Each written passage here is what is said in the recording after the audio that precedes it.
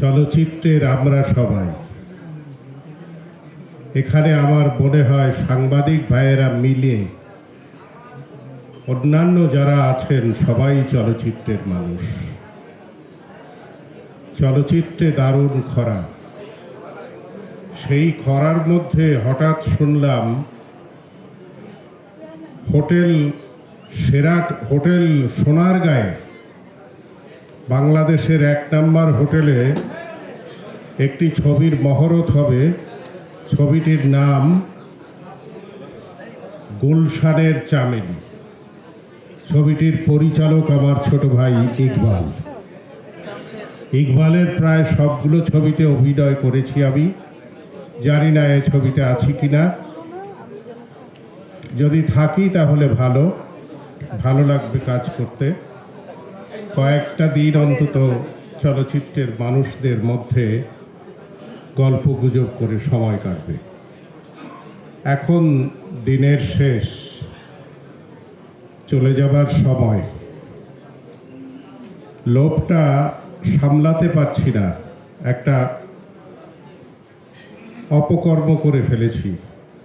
আপনারা এখানে যারা প্রযোজক সমিতির ভোটার আছেন তাদের প্রতি অনুরোধ, আমি অপকর্মটি করেছি হলো কোনোদিন প্রযোজক সমিতিতে কোনো পদের জন্য দাঁড়াইনি। এইবার ইসি কমিটির একজন মেম্বার আমাদের গুলজার এবং খোরশেদ আলম খসরু এবং শামসুল আলমের প্যানেল থেকে আমি একজন ইসি কমিটির মেম্বার হওয়ার জন্য দাঁড়িয়েছি।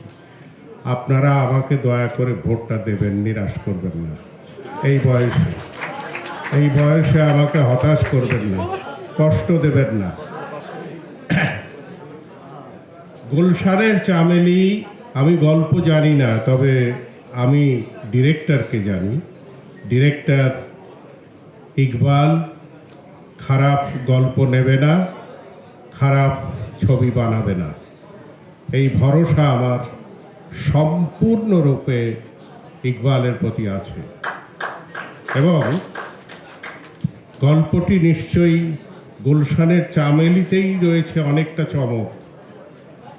গুলশানের চামেলি নামের মধ্যে দারুণ আর্ট এবং বাণিজ্য সমৃদ্ধ একটি নাম রয়েছে।